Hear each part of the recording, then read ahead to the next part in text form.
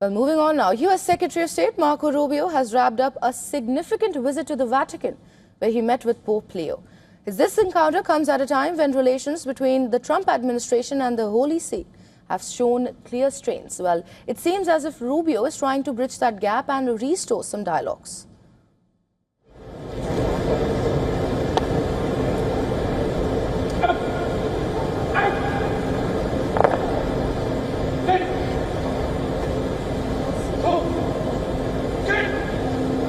Well, Marco Rubio, who practices Catholicism, arrived under tight security.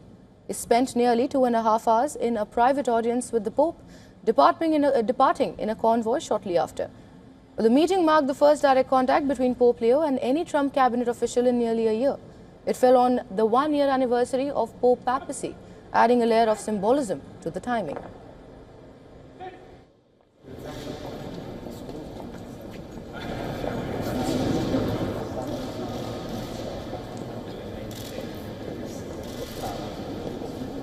Pleased by the Vatican, showing Rubio presenting the Pope with a small crystal football. In return, Pope Leo gifted Rubio a pen made from olive wood, describing it as coming from the plant of peace. Rubio also met with Cardinal Pietro Parolin, the Vatican Secretary of State. The U.S. State Department said talks with Pope Leo and the Vatican's top diplomat focused on peace efforts in West Asia. The discussion also included Cuba and religious freedom. But amid signs that Rubio was looking to smooth relations with the Vatican, the U.S. Secretary of State sought to play down differences ahead of the visit. While speaking to reporters, Rubio said that the trip had been scheduled before the war of words between Trump and Pope Leo. Listen in. I mean, it's a trip we had planned from before, and obviously we had some stuff that happened. And no, look, there's a lot to talk about with the Vatican. I'll give you one example. The Pope just returned from a trip to Africa, where the church is growing very vibrantly. And we have shared concerns about religious freedom, freedom in different parts of the world. We'd love to talk to them about that. Well, Pope Leo, the first American Pope, has drawn criticism from Trump after speaking against the U.S.-Israeli war in Iran. Trump's response has included a series of public attacks on the Pope in recent weeks.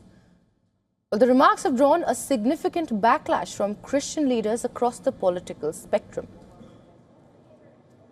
It doesn't think that we should be toying with a country that wants a nuclear weapon so they can blow up the world. I'm not a fan of Pope Leo. But Pope Leo responded by stating that God does not listen to the prayers of those who wage wars. He has steadily confronted Trump's misrepresentations of one of his stances on Iran and nuclear weapons. Listen in.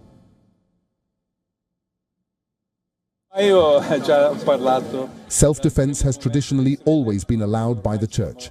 To talk about just war today is a very complex problem, and we have to analyze it on many levels.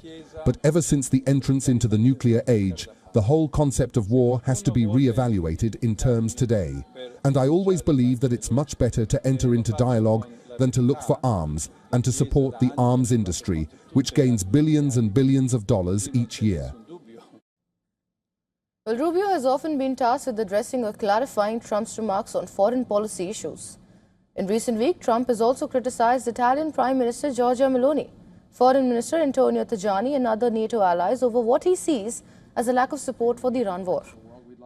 Well, Rubio is scheduled to meet Meloni and Tajani on Friday amid continued differences. Those boats, they've got 3-4 guys. They got a little machine gun in front. They're shooting at one of our...